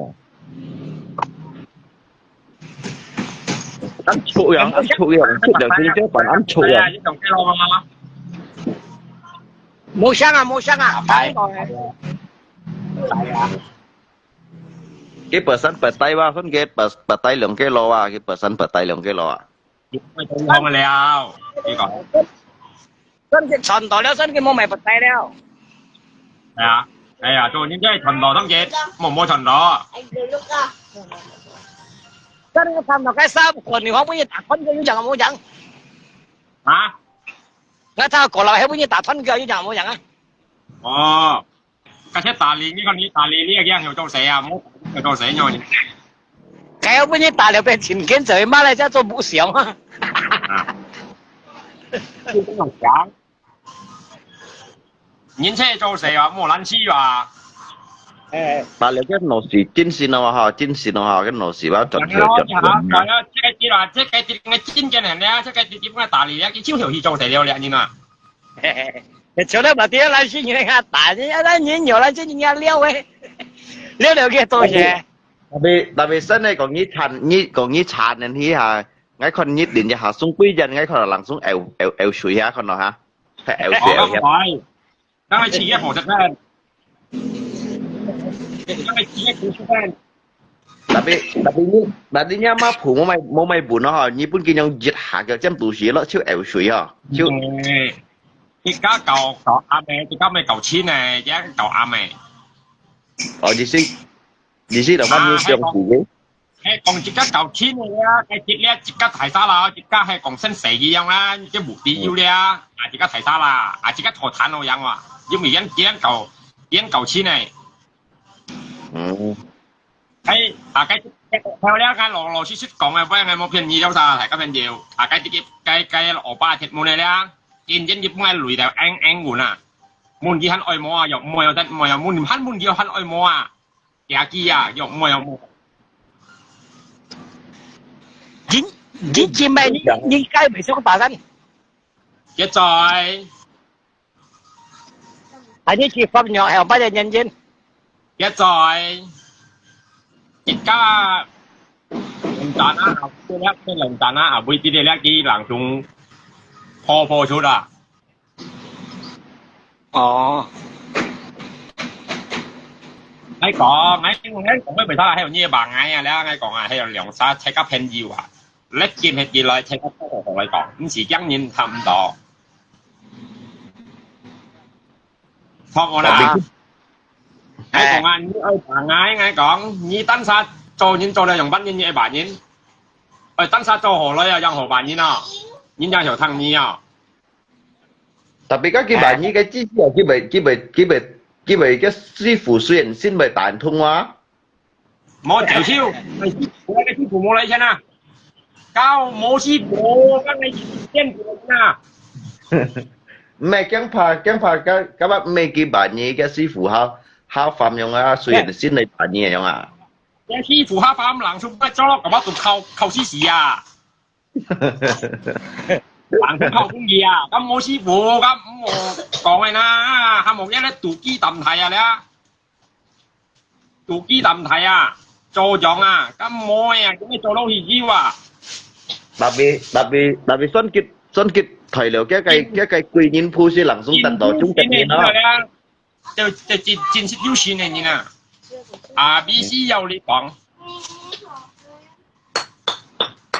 冇重要啊，必須有得你講嘅。Tapi hay có những cái motion à sân hả? Tụi mày các xuân kịp bún các xuân kịp dịch khai quy nhìn phu dịch khai thỏi này á. 你講啊，其實你分結拍水啊，你信係冇一命，係冇天，係冇咪啊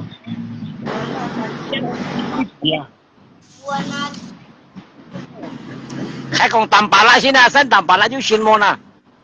啊！ Hay còn tầm bà lại xin à, tầm bà yêu xin môn à. 嗰時佢冇隔節家冇咪生死，個腰冇節家咪抱嘢，全部呢隔嘢要生死啊！節家講呢個nhà ta boy。Mấy con thì còn nhà ta với lại sắm pha còn sẽ cái nỉ lại đại lập bình nỉ lại kia ta bị sao là. 啊，有你生啦，個節家你冇生死，個節家輪傳那去講嘢呢冇啊！啊，攞藝本，攞你行藝本。啊，第三咪啊，加用榴蓮嘅用白落去啊，啊，咁邊度用白煙啊？而家唔忙，而家做嘢咧，我要開路線。Mấy gì thì cái bình nỉ lại nhau bình nỉ lại à. 啊？ Chỉ cái bình nỉ lại à, chỉ cái nỉ lại nó bình nỉ lại nó tầm bà lại yêu xin môn không.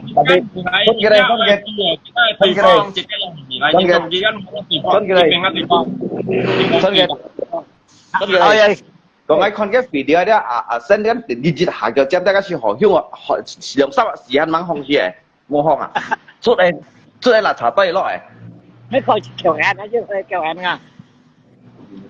kêu hắn đó Bút bằng hài. tapi cái chi hay是咪mang順利方式接下個chém cái tầm xí嘢đó hả真係家肯受通知啊！我肯出生嘅小功夫容易啊，而係唔啲啊！啊，cái啲咗咯，掉親人掉兩換咯。冇啊！cái chiều cái băng chín tùy nhí đó là cái băng chút cái heo khen trong tả phán trai à. 同緊有人家三集嚟啦，三集嘅容易嘅三倍啊！ Rồi, cho bạn cái như ta cái anh tôi mới đi nhiều cái chính là cái sư phụ băng lại cái băng tả phán cha gì à hay cái sư phụ lại đi một cậu á. 有跟有嘅安小咪歡迎大了，阿文英咪大嘢啊！登上咧，對我咪有啊，เป็นรู้เสียแล้วที่ยังถึงที่โจเสีย你看靚咧寫到啲啊，你看佢喺銀行樓嘅做冇嘢咁長嘅肉體啊，群類ที่咩類啊，ที่我要計河路嘅類嚟。Đặc biệt tuân cái phát liệu水機下咧，本個師傅就下發冷從cái này超啊，冇搞啊。我啲冇大嘅，我啲冇十萬零嘅。特別有我博意做成，啱我冇博音字，博意做成啊，做羅腰多手頭啊，結單沙，又利用結單沙計先至啊。咩？佢未做成，佢未去做成，佢學功夫嘅，而家功夫學前我啦，學師傅啦。有人愛扮人，真嘅，當有扮人，你要全部嘢燒啊，嘢燒變多少年代啊？佢咩去做成？佢學功夫，佢學了得，一身馬殺打了佢拍殺了佢得，囂牛。你打得本佢傻人係。啊，神探最緊要係神探，又變紅燒呢個人啊！冇搞㗎，日本嘅師傅發啊。咩變紅燒乜嘢啊？咩講啲神探嘅東西，仲呢樣仲嘢咧，樣安嚟冇用處啊！你知道啊？冇啊！雖然啊，人家咪安樂冇啊，你講啊，佢係咪歡迎拜見安啊？都好劑嘅。一開晒講，冇人講嘅，辛苦。可能有嘢冇咩你講啊？一課滿意咁辛苦，一落課盡年掹話嘅話，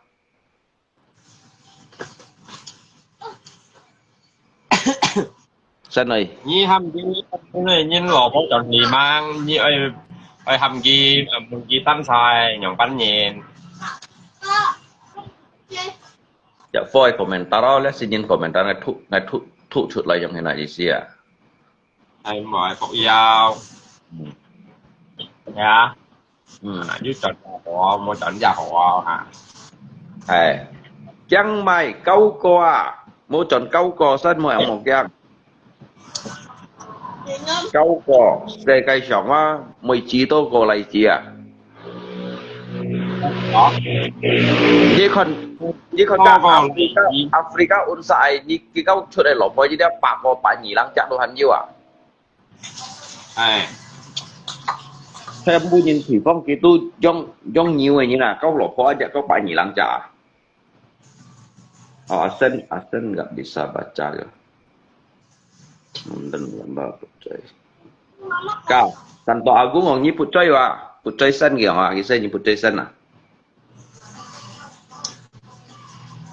Santo Agung mày khinh nhá cái là nhưng cảm hi sĩ à. Tại cái căng mình đâu à. 冇你有冇大煙啊？啱過嚟攞啲嚟啊！大煙。Oh. Tapi nyi hay còn nyi mang tại cái gì nyi ai sen tùy nó là co á. Nyi cầm tùy nó là co mò à. Hay nyi cầm tùy nó là co à như tụi mò. 你真係係咯，你冇一係嗰啲嘅。Nyi cầm tùy nó là co mò à. Nè,你用你真一係，係咪死嘢死咗佢別啊？ Cái trời thúng. 嗱，cái tôi bị hiếu à. Làm bạn cái trời thúng à. Này như còn như cái con nhá cái ứng dụng như dọc bún tàn bà lạ như bún tàn bà lạ gì quá. Ở nhiều. Nhiều. Cái những gì tì gì. Nhưng mà Cái những gì tì gì. hả? Ngày cũng kỳ ngày theo kịp. Ngày theo hàm như này ngày 10 phút nhận tin đi rồi. Như này nãy thì món là dưới xin bún như nó một cái cây sao. Anh nhớ ra không rồi, chứ là dưới hang ở hồ thu lù xiên. Anh nhớ như thế này bún gì vậy, như xỉu đi gì vậy, như nha gì vậy? Mèo. Ngày mẹ xỉu lý kia ngày mẹ. Mình đang đi dưới trình cùng gì cái trung giáo. Ngay còn như là với bữa ai còn kia ô tăng mẹ nè. Ngay còn kia ô tăng mẹ. Miền gan kia cái phụ thì chỉ một cảnh như đó. Dù xuống ngay thấy con nó thấy cô leo, ngay con nó thấy cô dính bữa gì chạy nhìn người con kia. Ngay này phụ như thấy cô gì đeo à, gì xin nhí hiểu thấy cô gì à như này. Nãy thì cũng gì đeo nhưng mà cái trong chẳng chút cũng gì còn. Ngay nãy thì cũng gì ngay cái cũng gì giờ là bột gì đó, chọn món nào. Ngay nãy thì cũng gì ngay cũng gì giờ là bột gì đó, với bởi như cái mấy cái ăn tè. Cái gì xin như trộn đấy cái nhà ta mua mù nà phi à. Vậy đi ngay tôi hỏi chú bác ngay cũng gì giờ còn như thang này không thế nào. Cái như anh muốn cái nhìn là. Cái như còn cho hồ chu đấy, như còn phải chơi cầu nhìn, tự nhiên hiểu chơi cầu nhìn như cái mười ly bệt ở trong dạng cái diện đồng thùng mía dạng cũng như phần. Thế ngay gì xin ngay hành diêu ngay bật bảng ghi pun ghi sang ship cái lô bác bởi sắt đỏ ngay nhưng mà. Hả? Tapi hiểu như mô pun gì dạng ở pun nhiều à, nên như sẽ còn như sẽ có cái nhau à, như gọi pun gì và. Mọi ngày như pun kì, ngay như pun kì, ngay như pun kì tapi cái mình nó là lại mà thế nào? Hả? Ngay như pun kì tapi cái mình nó là cái mới chụp xíu cho ngay thì nào gì à? Ủa anh như này cầm xe gì lo? Bởi ngay cầm xe gì nào ngay cái pun kì. Ê, và cái tổ lại chứ đây tôi cầm xe gì lo, bảo tên như hang hồ thiên căn mẹ tùy được cái cây phong hiền lo. Jadi masa ngay besok làm món nào không nào? Như nặng gì mà? Ngay chứ ai pun gì bà cái còn cái mấy bà cái mì bà như 병 thì lấy cái một tuổi dí phiền hay kiểu à? Cái mì hiểu dí phiền à? À, biết trong cái gì mua bụi đi vào trong cái nhau à? Dù nà dù mua ai? Tự nhiên nó dù mua bụi gì à? Nhá dưới liều, anh dưới liều. hắn nhớ thùng lang của hắn nhồng thùng mì ngay aja ngay tau tin aja ngay langsung jangan buka si kocan này buang ngay kali tahu kilo terus saya tau tin juga ngay jangan si kocan này buang ngam kilo terus saya lo itu terus saya ngay ngomong ngam ki cái terus saya cái tiba sao bằng jak cũng như là kiểu sân khởi yang năng chim cũng trộn rồi ngay tu han nhiều chim sến cái rồi như là à để kia nói cho mọi người bảy mỏ nó nè nhìn bảy mỏ nè cắt bảy nó bỏ để kia nói cho mọi người kiểu ali đến sân khởi yang ngay nhìn một bữa gì bán cái cung chen nhìn như là chỉ theo ban à ủa nhóm nó cho tiền như này nhóm này không biết phải nói ra à một bữa gì cái sân khởi yang nhìn một bữa gì bán cái cung chen nhìn như là chỉ theo ban à chứ nhóm còn một cái các mày như một con cái lip bỏ cái lip mấy điều con mỏ những người tăng lốc đi mà tăng là một phần à makanya trong cái này cái mô còn lại đều còn nào thế chứ còn ai mày còn đeo còn nhà lùng thì nó một bữa thì bán nga cung chân ngay mà mày bán cái cung chân ngay chim sẻ bún ghi giò chẳng hạn chỉ mang cho sẻ ba chỉ mang cho sẻ ba cái này cái này cho sẻ ăn hỏi như hồ chính như sẻ tàu đâu ở chỉnh thọ lò những bữa ngay cái con đồ cái mungkin cái kan sit cổng chuột lại những bữa sân khởi ăn chim cung cột chim ca cung trọ trọ hả ở ngay mấy chi hai sân khởi cái con nó mang cái sân khởi ăn bao nhiêu hồng bụi à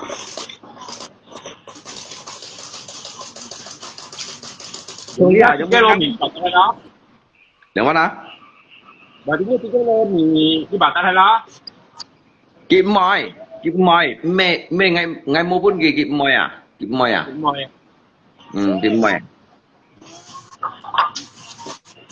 bây giờ mình nhắm nhìn nè其實講喺看衰機話，講喺看衰機講啊，咁一種係咪話識見話講喺賣本機講啊，講喺賣本機講咩講喺本嘢嚟講，但係hannไม่จัดlưu liên của policy là本機點賣，個亦跳đâu，邊到你上你看衰機摸咗你本身，其實個摸其實係種想話，theo nhất本身唔係看衰，應該唔係講樣係咪？嗰啲支持到種啊，其實不冇種想，其實冇種想，其實冇種得，所以係用啲愛。其實愛去，佢之前佢講愛去蘇拉維斯做生活。你用啲係當時嚟治療。係話結咩學了？結咩學了？唔知咩音樂嘅陣時，或者嘅本事。冇，佢用佢本事，佢先咪含cái lò cái xe phô hi, ở tăng hiện đồ mi miền, ở tăng nhiệt bao rồi sắm xì lên này chủ áo. 你有冇人用條呢嘢？Cái dữ dằn này. Cái dữ dằn này. 人用嘢咩？即係個嘢講下嘅上北，你接嘢。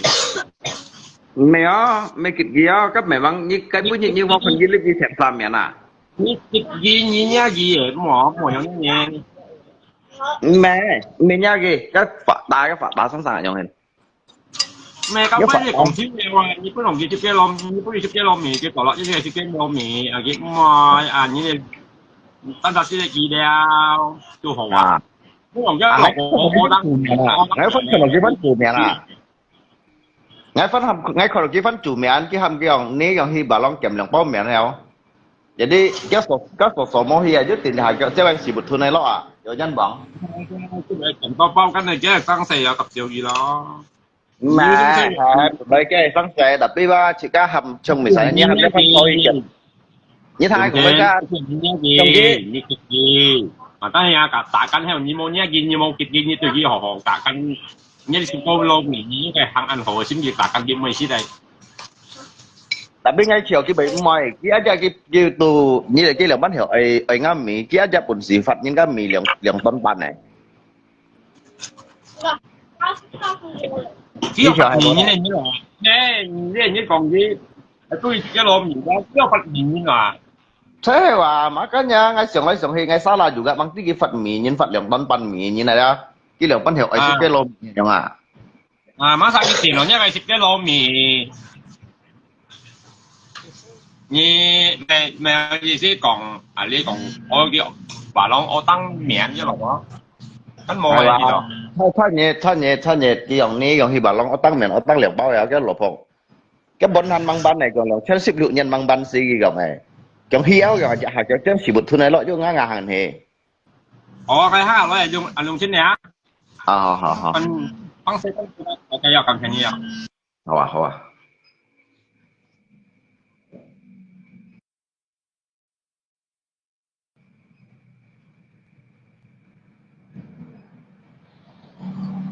là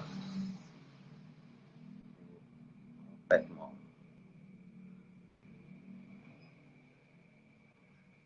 mua như này xong không xẻ liếng này các bạn ai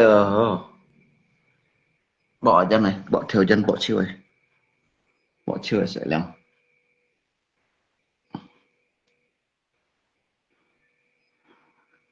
hỏi tôi lý bây giờ什么呢